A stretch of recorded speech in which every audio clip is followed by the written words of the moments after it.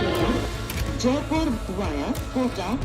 कृपया ध्यान आपको अहमदाबाद दिल्ली में आपका स्वागत. Lucknow Junction. ನಿಲ್ದಾಣದ ಕಡೆಗೆ ಹೊರಟಿರುವರೈ Hyderabad Superfast Express পরবর্তী স্টেশন নেতাজি ভবন. कृपया ध्यान दियो.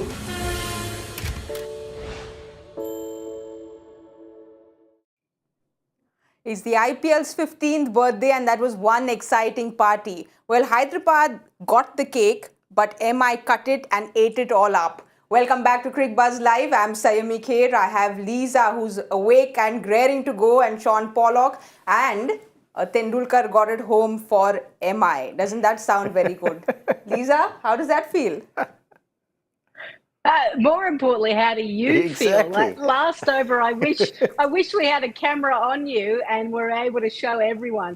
She's panicking. She's like, "How can you give Arjun? Why are you bowling that wide? Bowl into the lines." And then finally, you were happy with the wicket. And his first so wicket. a great moment for him. There was definitely more advice than the bowling coach was giving him at that stage. I'm just glad I'm not in the dugout there. But we'll have a look at what's happened in the summary of the game, because I've got my nerves all over the place. Here, they had 192 to get. Hyderabad was got an all-out for 178. Riley Meredith was extremely impressive. Berendorf came in and got those wickets when they were needed. And we have to talk about Tim David, because he got those four catches and that one run out. Yeah, he was superb in the field. He played a little bit of a role at the back end. But, I mean, if you have a look at the summary, I think just look at 5 down for Mumbai as they set that total, and all out for the Sunrisers, and that was the key. They just kept losing the wickets. I mean, there was guys who were striking it probably as good as we saw in the match. I mean, Klaasen came in. He was looking the part. Everyone was looking like they could maybe do the job, but you just got that understanding that wickets were falling, and that's at some stage that was going to catch up with him. So Mud's performance, not so sure about what happened there. I mean, as a retained player, he kind of didn't look like he was in anywhere near the nick he needed to be in just to even try and contribute. So they'll be a little bit disappointed about that. But I suppose that the fact that they got so close in the end would be the concern for Mumbai. I mean, we've talked about their bowling. I think a much better performance. Berendorf looked like the better option. But still, you do think, put under pressure and having to defend at the back end, that's where the concern will be for MI. I don't have any concern for their batting. But still, bowling-wise, Green stepped up brilliantly. I mean, with the ball as well. So he got paid a lot of money to come and play for MI, and they'll be happy with what they saw today. Lisa, you think Hyderabad will be kicking themselves because they had their game in the bag? I think it was the 14th over. We've got the progression card here, but the 14th over when Chawla went for 21 runs and then got Klaasen's wicket, that probably was the turning point.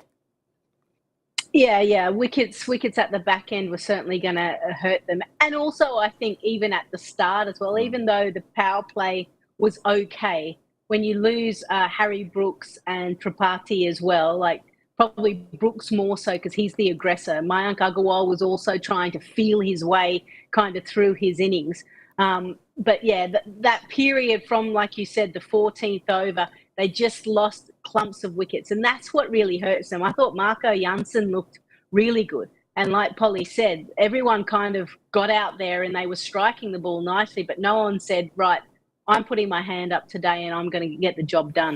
I think the biggest disappointment actually for Sunrisers would probably be Klaasen. It might be strange because I think he was looking really solid. And that over that he had taken Chawla down, he'd basically done all the damage he needed to do. And even on that last delivery, I mean, I still think, look for the boundary, 100%. He's got 36 off 16. He's striking it over 200. But he kind of just needed to smother it, to deep mid-wicket and maybe try and pick up 2 or 4. And be there, continue to be there, because the way he was playing, I mean, I've seen him for South Africa as of late, and I mean, that's the touch he's been in. And in many ways, if he just is there in the 19th over, they get over the line. So I think if I could, from their perspective, if I could pick one person who you would just wanted to give that break and say, no, take the responsibility. The way the game was going, it was him. He had the potential to win it for them. Once he was gone, I thought even though Mayank was still there, he didn't quite find any sort of big timing. But Lisa, you think there was too much pressure on Klaasen considering Mayank got a 48 or 41? So clearly someone had to go and strike the ball hard, and that's the role he took up. Yeah, but that's their role, isn't it? That's what they're there for, to go hard at the back end. And and to find the boundaries. And given how Mayank has been going through this IPL, it's no surprise to everyone. And I think they'll be happy that he spent a bit more time out in the middle. But I think, like Polly said, you want those guys to finish the job. I mean, you look at someone like Simran Hetmeyer, he does it. He remains unbeaten and gets his team across the line. That's what they were looking for. I mean, we even go back to at the pre-show, we were talking about Washington Sundar. He had an opportunity as well, but poor running as well. I just think, I mean, if we go back to yesterday's game, and I know we're sort of venturing off the topic, but there was case in point where Maxwell and Duplessis, they had set the game up brilliantly. And they just kind of needed to be there for a little bit longer, and they could have got them over the line. And people say, but how can you be hard on them? One's got 70 or 30 balls, and the other one's got a 60 or maybe 40 balls. I think the art that we're looking for when we talk as analysts or coaches or management, the art is we're looking for seize the moment. So, okay, I've done this fantastic job, but hold on. If I can just stop here now, understand where the game is, just be aware of what I can possibly do to keep us in this race, I think that's the key. It is hard because if you talk to the players, it was my matchup. I was feeling the moment. I just wanted to keep going. I felt like I was striking it good. But I suppose what we look for, and it might seem strange request, but you've still got to somehow try and find a consistency about, yes, you've got to strike it, but there's also moments where if you just take your foot off the pedal a little bit, you can be that little bit more consistent. You can keep your team in for a longer period. Please, I hope you're doing better there. But Mayank Agarwal's strike rate was a concern. We've spoken about the strike rate over and over again on the show, but his strike rate was 117. So he tried setting himself in, which is what we were talking in the mid-match show. Does he have the luxury to set himself in? He set himself in, but then couldn't really finish it up or take the innings to something that helped Hyderabad go past the winning line. Yeah, I certainly think they would have wanted him to kick on. So if you literally have an opportunity to probably face that many deliveries, you're starting to think, well, hang on, that's okay if he actually gets the job done. But unfortunately, when you eat up that many balls and you only go at a strike rate of just under 120, and then you get out, you put so much pressure on the middle order, and they certainly felt that. It was a bit of a catch-22 for him, though. I think he sat there and watched wickets fall around him. So he was like, should I stay or should I go? And then also coming on the back of his performances that he's had so far, he was desperate for a score. So I think those all would have played a part. But somebody else at SRH should be very disappointed by is Abdul Samad. He's a retained player, and he just couldn't seem to connect it today. Yeah, I remember seeing him, I think there was 2 innings that he played. It was either in Sharjah or Dubai or whatever, where I thought to myself, gosh, this guy hits it okay. You see his highest score is 33. But the concern for me was when he came to the crease, I think, okay, substitutions made or impact play is introduced. And I think of his first 5 or 6 deliveries, some of them were like full tosses or attempted Yorkers. He didn't even get bat on ball. And I'm like, gosh, that comes as I think there's a bit of a tail to it. But yeah, I think for a retained player, I mean, you think of the likes of retained players. If you go around all the different franchises, you've got 10 teams, you've got 40 retained players. I mean, those guys get the business done, and the quality of them.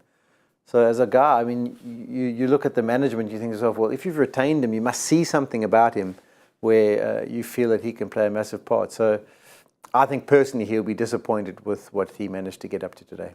Because even the other day, someone like Ashwin who came in and, got that 6 and 4, got those 10 of 2 or 3 balls, he did his job. So I think that's exactly what they would have wanted someone like a Sema to do. A quick 15 would have done the job for them. Yeah, or just strike it solidly. And you sometimes come to the crease and you can absolutely middle it, but pick out fielders and boundary riders. And then, there's not much you can do, but just bat on ball and really have a little bit of presence at the crease. And maybe it's just an off night, but it was just, I must say, from the side, I was quite surprised by what I saw. Lisa, we've spoken so much about Mumbai's bowling attack. We've spoken about this yesterday in the pre-match show as well, that on paper, it does not look like a solid bowling attack. But, well, they've proven us wrong because they've got another win under their belt. We see the lineup here. Arjun Tendulkar's figures look really good on top there. 2.5 overs, 18 runs, 1 wicket. Behrendorff's 4 overs and 2 wickets. Riley Meredith got those 2 wickets. And Piyush Chawla got those important wickets. Though he's given those 43 runs, he got the important wickets. And Cameron Green's 1 Yeah, wicket. I think... I certainly think their fast bowlers kind of came to the party. And that's certainly been an issue for Mumbai. I mean, I think they put a graphic up on the broadcast where it kind of showed how many runs they were leaking. But Jason Behrendorff is a key for them because he picks up wickets in the power play. And as soon as you do that, then they just kind of halt what they're trying to do from a scoring perspective. And it allows probably the other guys to get into their spell. I think also Cam Green being able to score runs and contribute to the team in that way would have given him immense confidence coming in with the ball in hand, because that hasn't worked for him either. So I think there's a few key ingredients that are starting to click, but there is still a question mark of the death overs, who they are going to turn to. And whilst they were able to get the job done now, put under pressure with, you know, some of the big strikers within the IPL and different franchises, their attack looks a little bit weak. So all eyes will constantly be turning and looking at Jofra Archer to see when is he available. Can you give us an update? When is he going to come back and play? Because Mumbai certainly need him. Yeah, I think Riley Meredith, we were saying maybe go with the spinning option. And I must admit, I was impressed by what he did. Maybe his last over wasn't the greatest. But I do think if you get 4 overs from Cameron Green, it's a real bonus. Yes. I don't think it'll be something that they bank on. I think they'll be looking for him to do 2 or maybe 3 at best. So he's played exceptionally. And I mean, I'm sure he'll get player of the match for what he's done. But yeah, they're also very similar kind of bowlers. You know, they're all kind of back of the length hitters. There's not really that guy with the big slow balls or the variations that they might have. But they'll be happier tonight. There's no doubt for me Behrendorff is a much better option than Dwan Jansen, just because he's got that international experience. Well, you know, we've said and had a lot of fun at the cost of MI's bowling, and we've said that it's not the best bowling, but they're the only team who've managed to get the opponent all out twice. So it's quite incredible considering the bowling lineup. So I think, you know, experience is the biggest teacher. We have to give a lot of credit to Rohit and how he's kind of optimized his resources, used the bowlers correctly at the correct time. Yeah, no issues with his captaincy. I mean, he's vast experience. He understands guys. He knows when to introduce, when not to. And it's not very often that he'll put someone on who puts them under, who gets the team under pressure. He's got a great understanding. But I just think for them in the tournament, they're going to have to keep working with it. I mean, it's a step forward, don't get me wrong. But I just think they're going to have to still try and work out the exact right options here if they're to beat the bigger sides. You know, Lisa, we were... I was just going to say, but one of those teams was Delhi, and they're still searching for their first victory. So do you count those 10 wickets? Well, I know you that's do. a bit hard. Yeah, that's as Mumbai fans, we do. Right, okay. Geez, I'm outnumbered. I'm playing the world. Yeah, you're lucky you got the shirt on, otherwise you'd be in big trouble. No, but just Lisa, on the way Rohit used his bowlers, because there was a discussion on the whole matchup between getting a Piyush Chawla into Harry Brook. He didn't need to do that, but he's used his bowlers, and it was rather courageous of him to keep the more inexperienced bowlers towards the death. Yeah, and they were certainly trying to ensure that they left a lot of runs in the bank to allow those inexperienced players to bowl with maybe not as much scoreboard pressure. I think you would expect Rohit to captain well. He captains his country. He's been very successful with the Mumbai franchise as well in getting them across the line and winning tournaments. So you'd expect him to always be able to juggle and read the game well and know how to get the best out of his bowlers in certain situations.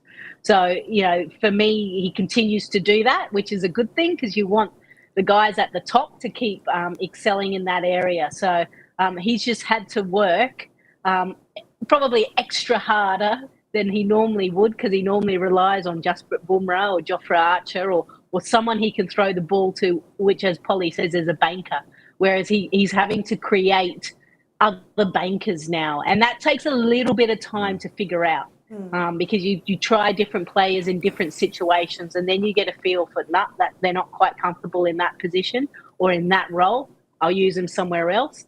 So each time they're winning games of cricket and they're progressing through the IPL, he's learning more about his bowling group and how to best utilise them.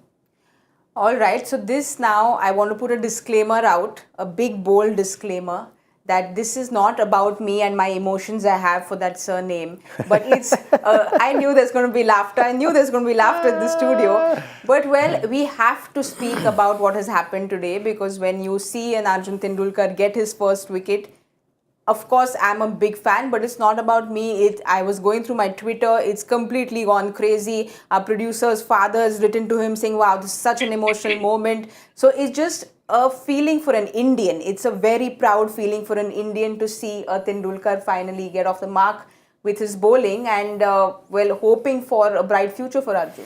Yeah, I mean, if you understand the magnitude of what the surname Tendulkar means in India, it's understandable, and that everyone's excited. And you can't fault him. I mean, he's been given 2 opportunities now, just the 2 overs in the first game. He got the ball to shape, he beat the outside edge, he created a bit of pressure. He was the same in his first 2 overs today. And then under the pressure, he would have been feeling it, for the first time having to defend the score. Yes, they're 9 down or 8 down, whatever it may be. And he should be able to do it. But still, it's a new experience for him, and he's delivered. And he's got his first wicket. So it's all just small steps in the right direction. What part he plays or how they continue to use him, we'll have to wait and see. But up until now, he's been given 2 chances. He's ticked the box on both occasions. And in fact, he's come out with maybe like a 75% scoring rate, if you want to put it that, or exam mark. So it is exciting times, particularly for those who follow Mumbai Indians cricket and Indian cricket. Well, if Arjun sees this clip and listening to the Shaun Pollock praise him so much, he's going to be very happy. But Lisa, just a little bit more, because, I used to bowl him in the nets when he was 9 years old. We used to get him down and we bowl some off spin, and that's so we go way back. Yeah, I'm sure you've been the part of the family since the inception. So, yeah. Yes. Shaun and I spoke about this in the green room the other day as well. His first over looked really impressive. He was getting the ball to come in. Of course, there's lots to learn and lots to improve on. But what about you? Has impressed you? Yeah, I think his involvement with Mumbai as a franchise and getting selected, even when he first got picked up in the auction a few years ago, I think it was. Just his ability to soak and learn some information from a very successful group. He would have learned so much just being around that dugout, those senior players. And then when finally he gets his opportunity, he's been able to deliver. And it's something that is very similar to what his father did. The weight of expectation every time Sachin would have gone out to play. I can't even imagine, having 1 billion people just stop what they're doing and watch what you do. But Arjun will certainly go through something very similar because of what his father was able to achieve. And he's got to mark out his own career. So he has started off extremely well under extreme pressures. I think Mike Atherton, his son actually changed his last name because he got so much pressure with that last name. He just wanted to play cricket and not be tagged to his father, whereas Arjun has been linked nice and closely. Everything he does has been captured, right? So, you've got to put it in that context as well. It's not just a young cricketer coming in and playing his first game or picking up his first wicket. It's him and the name and what that means to the Indian population and how many people are watching.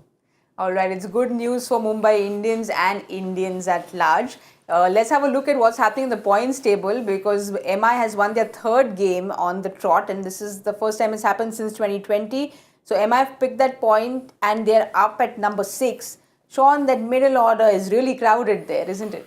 Yeah, we'll have a look at how many have you got there. 1, 2, 3, 4, 5 people on 6 points. The surprise is after 5 matches. That can sometimes happen after 3 or 4. But the magnitude of how many games have been played, and you haven't really got a clear, besides Delhi. I mean, Rajasthan have won 4, but there's not a team that's gone away, and the one that's 1-0 is obviously falling back. I think they've got a real tough task ahead of them to even get into contention. But at some stage, there'll be a week, we'll identify it down the line. It might be in 2-3 weeks' time. We'll see all of a sudden teams win 3 in a row, or something like it, and then we'll start to see the split. But for now, as a team in the competition, you just want to be staying in the mix. Net run rate looks like it could play a part. I mean, it's that tight now. You can imagine by the end of the tournament, it's bound to have an influence. So if there's an opportunity, if you get a game where you bowl someone out cheaply, or you get in there quickly, or as quickly as you could possibly get, that's your opportunity to try and get that net run rate up, because it's going to make a difference at the end. I think also just looking at the table as well is remember that they're going back to the usual home and away. So that all of a sudden the extra travelling, the extra jumping around, getting used to different conditions has maybe meant that teams are losing a few games as they try and figure out how to juggle all of those things. Whereas normally, like you said, Polly, it's only the first few games where everyone's kind of bunched and we start to see some separation. But I wonder if that's playing a role as well. Well, so there's some teams who haven't played at home. I think Rajasthan's first game home game is tomorrow. So now all of a sudden, if they set up a bit of a fortress, and then people going to those venues are struggling to take the points away from there. We've sort of seen who's had the opportunity. RCB have had the opportunity to put up a fortress, haven't managed to do so. So as there more games start to happen at home, surfaces start to wear. Lucknow's been good at home. It's been beneficial for them. So that'll also start to play its part. All right, then let's have a look at what's happening tomorrow, because Rajasthan take on Lucknow. It's match 26 at Jaipur. This is number 1 versus number 2. So it's going to be an exciting game tomorrow. Also because Rajasthan has won 4 and Lucknow has won 3. So, well, it's the competition at the top there, so we can expect an exciting game. Yeah, it's a fantastic gauge for Rajasthan, isn't it? Because, I mean, the last game they played was against Gujarat, that was the finalist from last year. So they're really getting a good understanding for where they are. They got over the line in that one. And if they can get a nice home victory to start their little home run, it'll be massive for them. Really set themselves up. They're in a strong position now. Their net run rate's good. They've got the 4 wins. And they almost need to just make sure that they get their combinations right, and that they use their local conditions to their advantage and really make it hard for teams that come there. And if they do that, then by the end of these 5 games that they play at home, they could basically be qualified. Yes. And that would be a fantastic situation to be in. Let's have a look at Rajasthan's squad, because everyone in that squad has been putting their hand up and performing, because these are like Gujarat last year. They've had 4 different match winners. So it's all coming into a good place for Rajasthan. Yeah, it is. There are a number of players that are really kind of firing for them. And, you know, I want to actually highlight Jaiswal as well. You know, he's been involved now in the franchise for the last 2 years, kind of got given some opportunities his first year, then the second year opened, didn't go well, disappeared for 6 games, came back, did well. So it's about longevity and trust within that playing group. And that's exactly what Rajasthan have been able to do. And now all of a sudden, he's absolutely firing for him. So sometimes it's that long-term thought process of how do we keep them bubbling along nicely so they're learning and improving, so that, you know, in year 2 or 3, they have a huge impact. And then when you go back to Jaipur, so the Sawai Man Singh, I think it's called, the stadium, their track record is pretty good. I think it's 68% success rate there. And actually, Lucknow have never beaten Rajasthan as well. So everything is kind of going quite nicely into the home team's advantage for tomorrow's night's clash. Yeah, what I would say about it too is, I mean, I'm trying to remember when the last game's been, because they haven't played over the last 3 or 4 seasons, have they? A game over there. But when I remember the surface, they normally make the boundaries nice and big. It's a ground where you can knock to a lot of 2s and 3s. And you can play the 3 options of a spinner, because if people try and take you on, we often see people caught in the fence. But I still personally think it just looks like a better balance for me when I see Holder in place of Zampa. I know he's been sick, and they'll be hoping that he's fine to go. But I just somehow think that the pressure on the 2 seamers, when you have the 3 other spinners, to the work they've got to do in the first 6 and the work they've got to do at the back 2, it can get the better of a team. So for me, if you've got the other option of Holder, just that extra fast bowling option, he strikes it beautifully as well, gives you that extra little bit of firepower at the back end. It just looks like a better side. I think they can get away with that side that they played in the last game on the bigger ground, But probably just the change between Zampa and Holder. Is that the only change you think, or Yeah. they go ahead with the Zampa? Well, no, I think if they can, if Holder's ready, I think he gets preference. I think he would come in. I mean, they've got some other fast bowling options that they could maybe use as impact players. Navatsani, I think he's quality, and I've seen some good stuff from him. But yeah, I wouldn't like to change this out too much. I love what they've got. I mean, the Padikkal, Jaswal, Padikkal come in as the impact player when they bat. I just like the whole look of it. It just does look like a slightly more balanced side when you throw Holder into the mix. We'll have a look at Lucknow's playing squad as well, because I'm sorry, Lucknow lost to Punjab in their last game. The only one who was the lone warrior there was KL Rahul. The batting didn't really fire. Lisa, what do you make of this? Do you think they're going to see a lot of chopping and changing in Lucknow's squad tomorrow?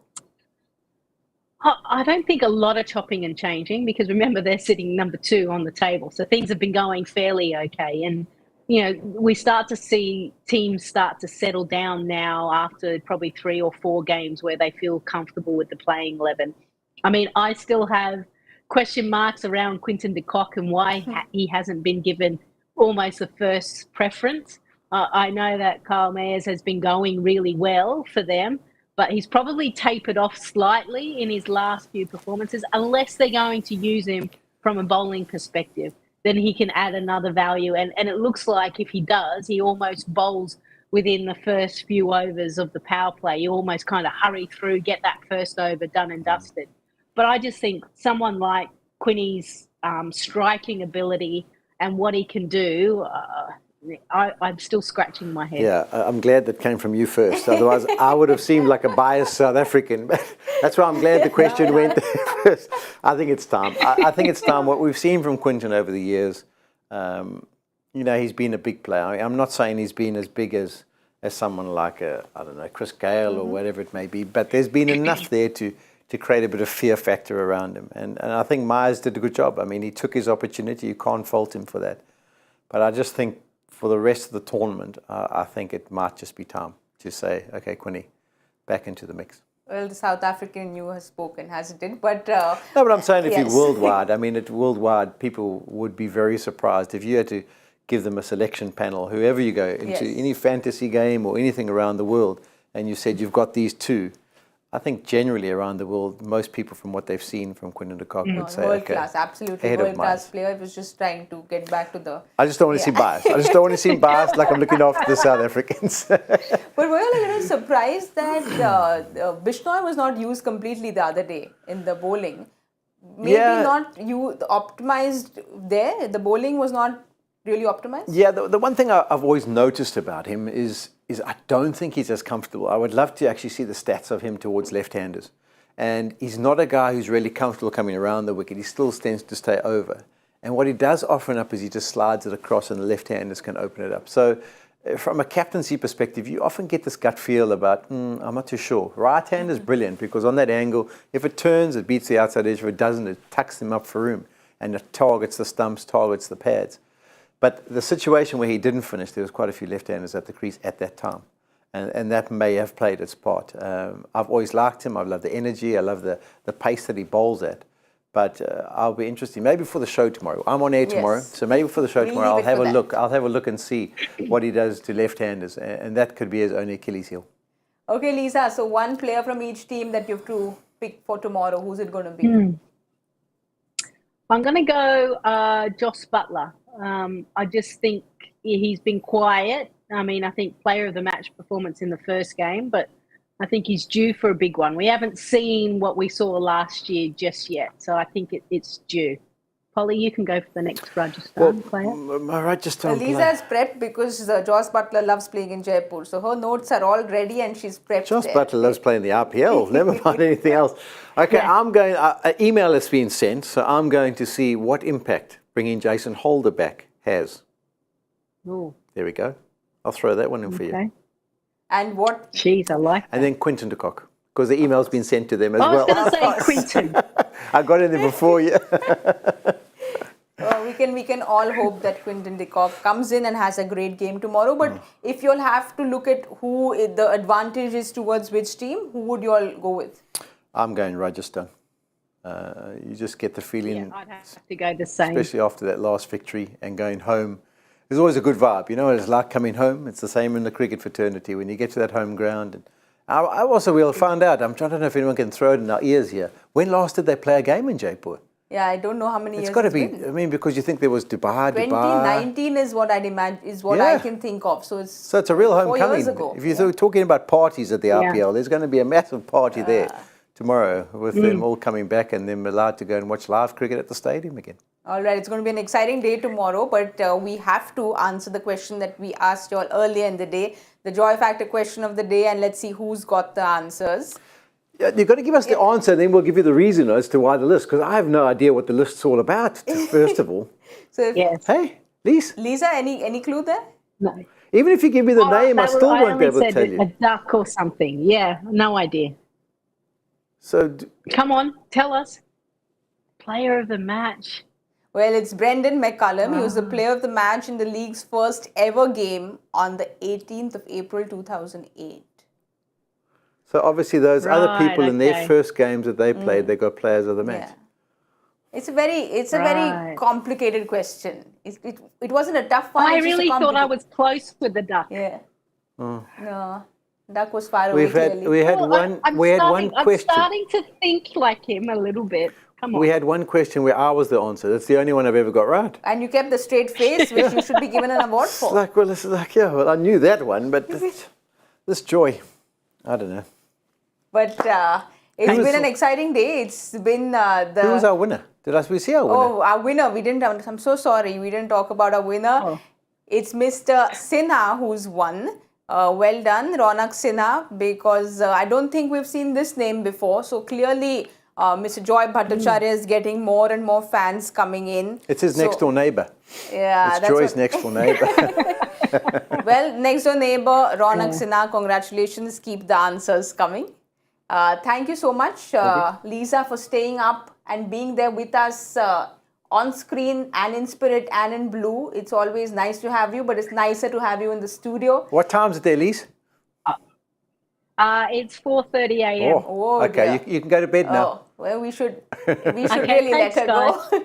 And thank you so much, Polly. Okay. It's always so much fun to always listen to all your masterclass theories on coaching, on batting, on bowling. I really, really enjoy it. And I'm looking forward to one more tomorrow. Lisa, we'll see you a little later, but I'm looking forward to seeing you tomorrow. All good.